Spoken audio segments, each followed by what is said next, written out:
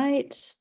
Hello, everybody. My name is Maya. I'm the organizer behind this club fair. Welcome to our second keynote speech of the day. I believe that William is here with us. William, just give me a second. I think that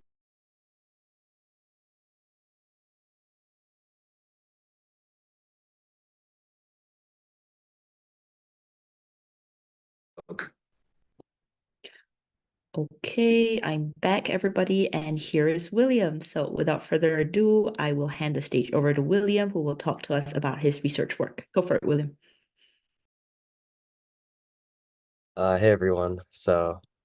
Over the summer, I conducted research alongside a Carnegie Mellon professor, and I wanted to do some research on machine learning and somehow tied to the fields of cancer, which I'll explain later. And we found a sort of new novel method of, a different approach on how to like do cancer subtype classification.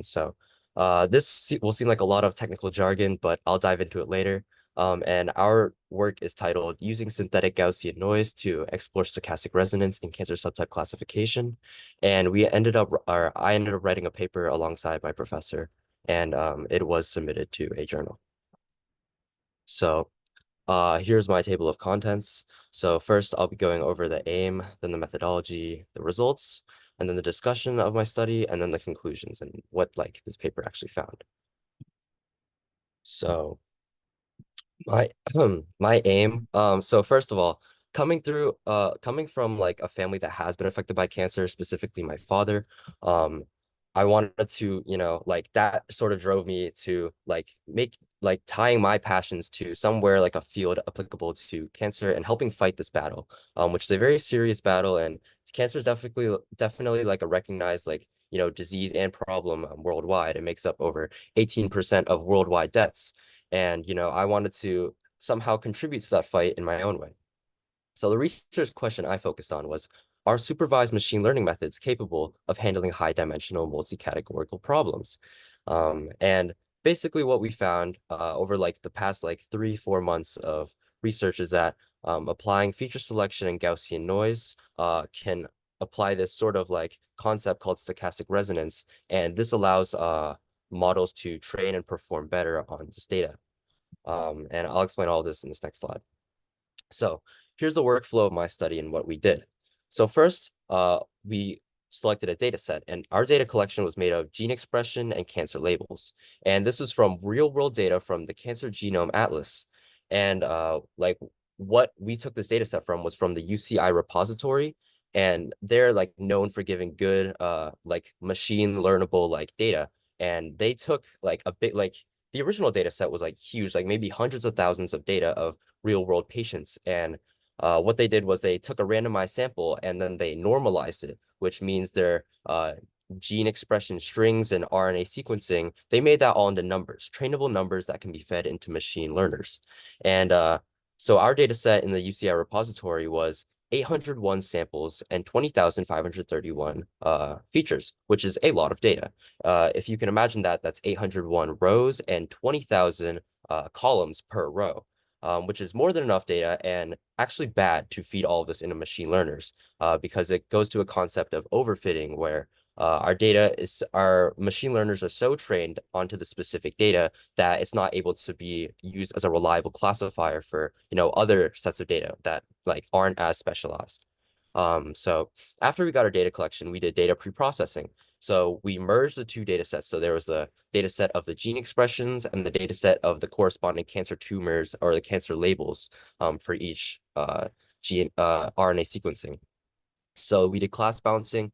What we found that in the 801 samples of our original data set was that not each class or subclass of cancer, it wasn't balanced. There were some tumors with more RNA sequencing than others. Some had 300 samples while others had 78, for example. So we made sure all of them had 71 classes or 71 samples each, respectively. That way we had more balanced training. So then we decided if we wanted to add noise. And this initially was a noise study, but our findings ended up leading the study to something else. So there was two trials, one with noise and one in just a regular data set to see how our models would react or how they would perform. So we would add Gaussian noise. So what is Gaussian noise, you may ask? Gaussian noise is basically, you can think of it as a bell curve, sort of like a normal distribution. What it does is it skews little data points, and like, let's say you have a sigma, and sigma is basically the distribution factor. Let's say you have a sigma of 4, then it employs like a chance of each data. It has a chance of like deviating from the original number from 0 to 4.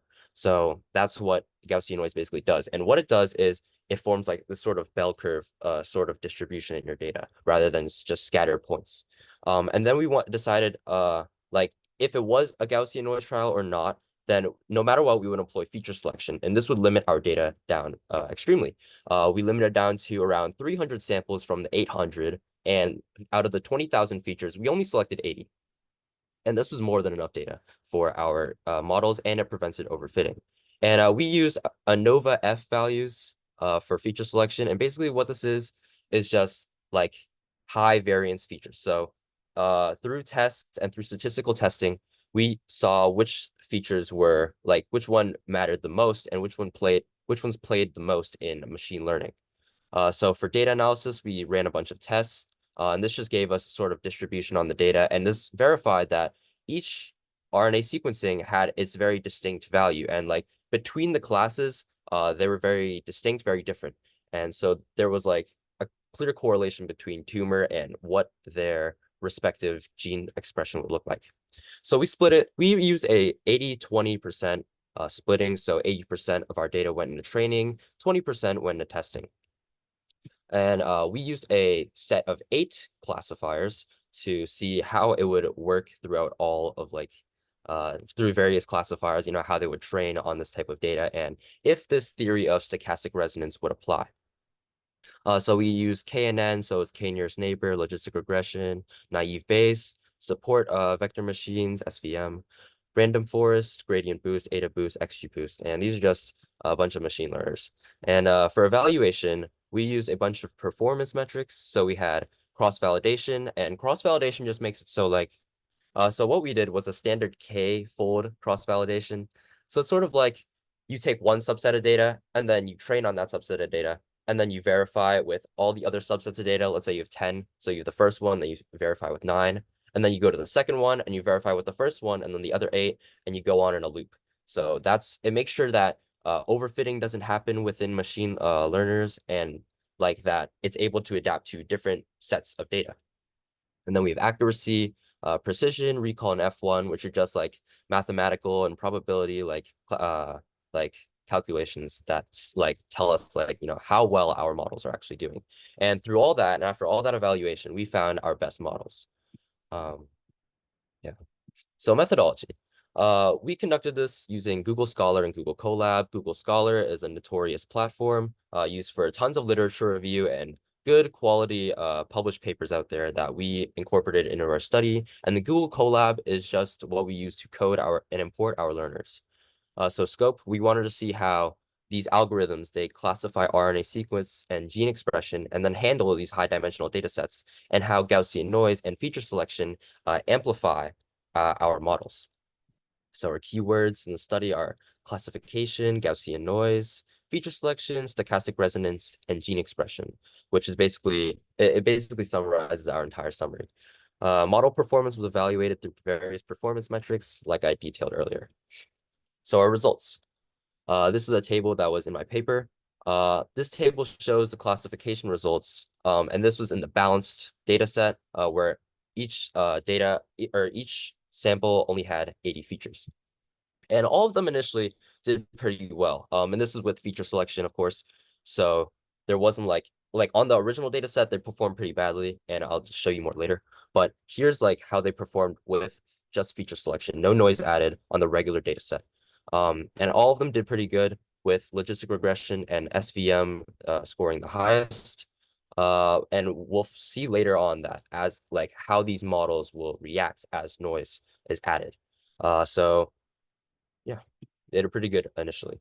Here were my final results, and through different noise levels of like, so most of them peaked at 4 sigma, but gradient boosting peaked earlier at 2 sigma, which is pretty special and unique, and I'll dive into that later. But as you can see, like through the enhancement of noise and stochastic resonance, we see that like our models were able to perform better when added like when the data set was added with noise, which may seem like contradictory to itself, but it's actually this really cool theory that I'll dive into right now. So here's like what it looks like. So as you can see, like just going on to the graph right here, at initially, like when noise levels are at 0, you can see that they perform pretty well on themselves, considering that the y-axis starts at 90%. They're all performing pretty well. But as I add a little bit of noise, these optimal levels of noise, these models actually train better than before. But on like high levels of noise where the data is too skewed and too like messed up from too deviated from the beginning to actually get good quality like data and results, then these models start falling off. And this fall off happens after 4 sigma, like 5 sigma. So we found that 4 sigma was the peak, and we like our overall like study found that although they did pretty well on themselves with feature selection, they could be further enhanced by adding synthetic Gaussian noise. And a study on the same exact data set used a feature selection method, uh, but without the features, and they talk about this feature selection method, and it was pretty novel. But without this feature selection method, and just like trained on the 801 samples and 20,000 features, they found that the model or their neural network only got a 37.37% accuracy, which is pretty low and pretty bad, and not what you want in our modern healthcare systems. And so for adding on to our discussion, you can see on the right my two confusion matrices, and uh, how to like decipher them is like sort of you want the optimal data to be in the diagonal. Like good results are in the diagonal where the true labels match up with the predicted labels, and this is just like the tumors. And as you can see at the beginning for naive Bayes, it misclassified 3 BRCA like cancer tumors as LUAD. But we see that, and this was on the original data set, and we see that on sigma level equals 4, it correctly classified all 12 BRCA tumors. And why is that? Well, there's this theory called stochastic resonance, and it's mostly been applied to, like currents and like electric engineering. But what it does is when you add noise to like a current, let's say, it amplifies this current. And although it's more noisy, it's able to pick up like the lower like currents that weren't able to be detected before, and it makes it better. Like it makes it detectable now, so then it can be trained on. And we sort of see that being applied here. Like going back to the example, BRCA was 3 BRCA examples were unable to be detected at first, but since we amplified it with noise, they were then able to like they then crossed the detectable threshold, and we were able to classify them after. But note that with excess levels of noise where sigma level equals 8, you can see that both models, or all models in general, they like started falling off and just started misclassifying everything. And I decided to focus on naive Bayes and gradient boost for 2 specific reasons. Naive Bayes saw the most growth. And why would like naive Bayes like see the most growth through stochastic resonance? Well, there was a study conducted on like how naive Bayes like handles Gaussian distribution.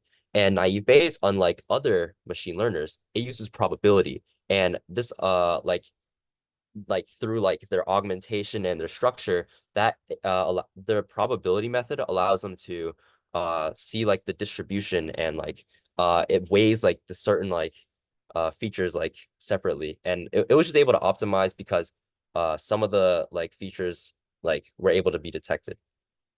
And in gradient boosting, we saw that back to like earlier, we saw that this one, unlike the others, had a peak level at sigma equals 2. And this is because it's a sequential learner. So it builds like, let's say like decision trees. It builds these baseline learners on top of one another. And what it like aims to do is correct the previous learner by augmenting on a new learner. Um, and this can get like really complex and like super like leading to overfitting, especially in noisy data sets very quickly. And we found that it happened in the study. And so uh yeah. So a study back then found a like like Gaussian distribution amplifying weak noise signals, and it found like it could model like brain stimuli in models, and weak stimuli that were unable to be detected were able to be detected after adding in noise, and that same like pattern happens here in my study. So my conclusion was that Although already strong in cancer classification with feature selection, the models in our experiments were enhanced when trained with noise values in stochastic resonance thresholds. The Gaussian noise enhancement affected the naive Bayes performance the most, and the study found that noise levels of 2 to 4 sigma optimize classifier performance. Therefore, machine learning algorithms that combine a Gaussian distribution and feature selection can improve cancer classification.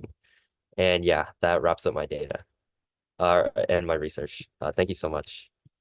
Thank you so much for that, William. If you don't mind, I think there was one question in the Q&A, if you want to just tackle that very quickly. I think the question was, why not K neighbors from Zhao Yang Zhang? Would that be a question that you're able to answer live? Yeah.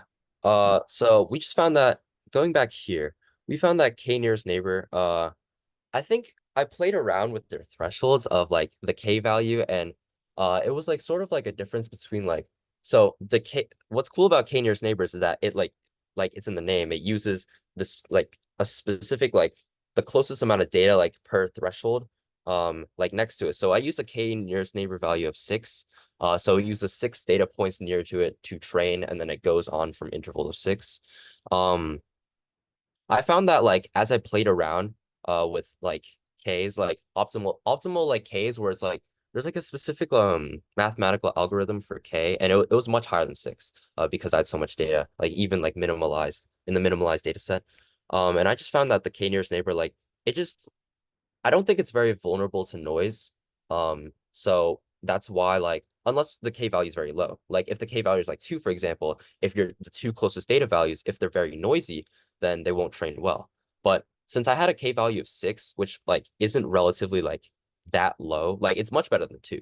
Um, so it's not that low, it's not going to be that vulnerable to noise, and therefore the results aren't going to change as much. We can see that right here, that in the original data set or right here, it was already at 95% accuracy just based on itself, with the feature selection. And like with the addition of noise, it wasn't affected like as much as like naive Bayes, which is most likely going to be affected due to like the probability nature of it. So yeah, I just think K nearest neighbor, very, very solid overall, but just not very vulnerable to noise, which is why in the study we found that it wasn't affected the most by stochastic resonance. Okay, thanks for that, William. I'm a bit mindful of time, but I do note that Zhao Yang here had a follow-up question. I'm just going to read it out very quickly because SVM is the simplest model. Why is it having an effect better than many others? Did you try to change the parameters? So what I suggest is that perhaps, William, you can answer to Zhao Yang on the lobby chat in the Club Fair event. Yeah, so that we can move on to our next keynote because I'm just mindful of time. So Yeah, I'd yeah, like to thank you very much, William, for your presentation here today and to everyone who listened to this. Stay tuned for our next keynote coming up in about 5 minutes. Thanks, guys.